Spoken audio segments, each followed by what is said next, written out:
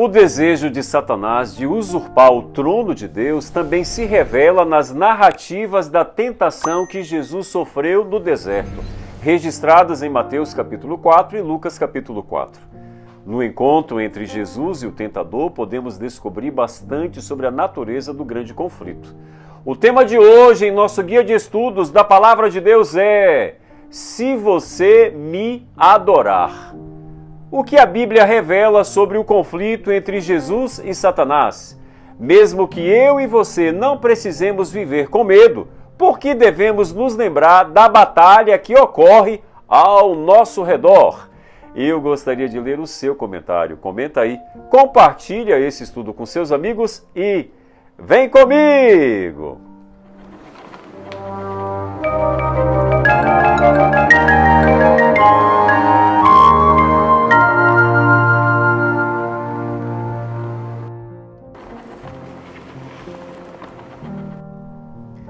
Vamos ler agora o texto que está escrito na Palavra de Deus.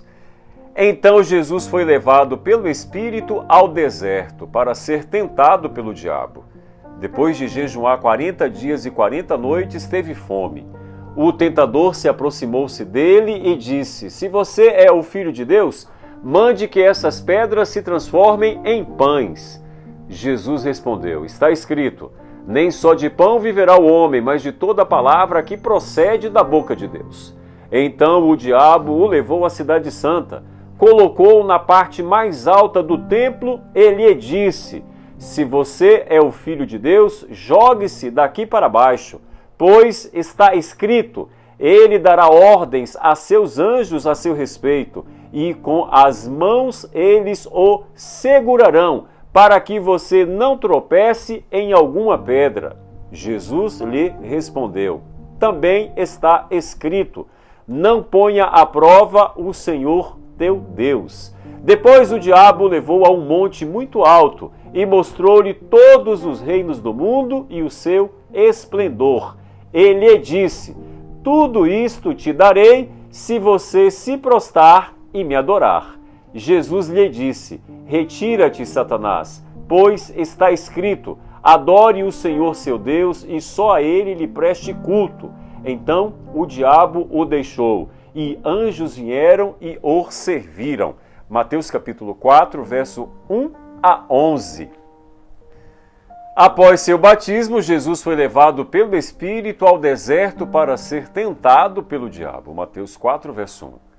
Muitos têm negligenciado ou ignorado esse relato da vida de Jesus e perdido o grande privilégio de compreender esta fase da vida cristã que a maioria não está disposta a enfrentar. E por não darem atenção a esta importante fase do início do ministério terrestre de Jesus, não são poucos que, diante dos desertos da vida, têm abandonado a fé. A condescendência com o apetite, Mateus capítulo 4, verso 3, a distorção da palavra de Deus, Mateus 4, verso 6, e as atrações que o mundo nos oferece, Mateus 4, verso 8, têm sido as principais armas do inimigo contra aqueles que Jesus veio salvar. Aproveitando-se de um cristianismo fragilizado pela falta de comunhão, não é do interesse de Satanás que as pessoas saiam de suas igrejas, mas que ali permaneçam exatamente do jeito como estão, aparentando ser santas, mas vazias por dentro. Notem que assim como Jesus, o diabo também usou o está escrito, Mateus 4, verso 6. Ou seja, nem todo aquele que faz uso das Escrituras Sagradas está sob a aprovação de Deus, e multidões têm sido enganadas pelo mau uso da palavra de Deus, das sagradas letras. Satanás afirmou ter substituído Adão como governante legítimo desse mundo, mas o governava como usurpador. Contudo, Jesus não contestou diretamente a reivindicação de Satanás, apenas negou que ele tivesse qualquer direito de ser adorado. A crença de que alguém pode servir a dois senhores é um engano do diabo. Na terceira tentação, o diabo, diante de Jesus, mostra ao Senhor todos os reinos da terra e diz que daria tudo a Jesus se ele o adorasse. Acho particularmente que o diabo é um estúpido e tolo.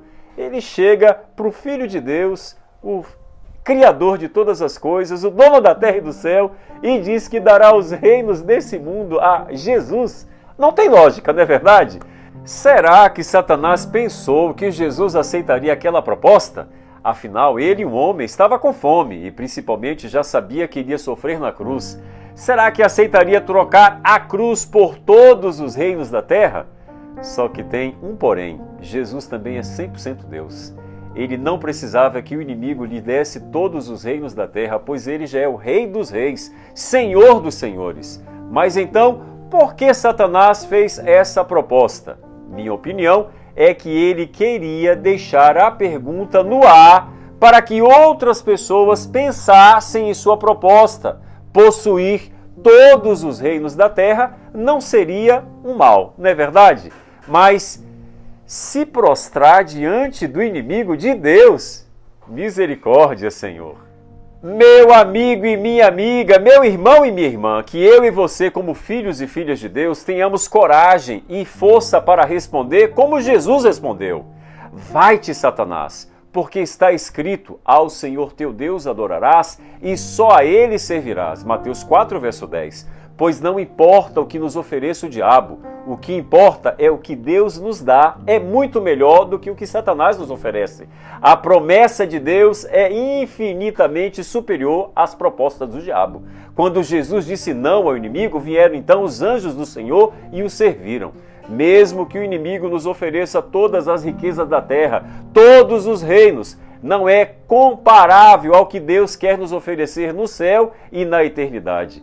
Que Deus nos fortaleça para resistir às tentações de Satanás e eu e você possamos nos manter verdadeiramente como fiéis e sinceros adoradores, adorando o único Deus verdadeiro que existe, que é o nosso Pai Celestial que está no céu. Que Deus te abençoe!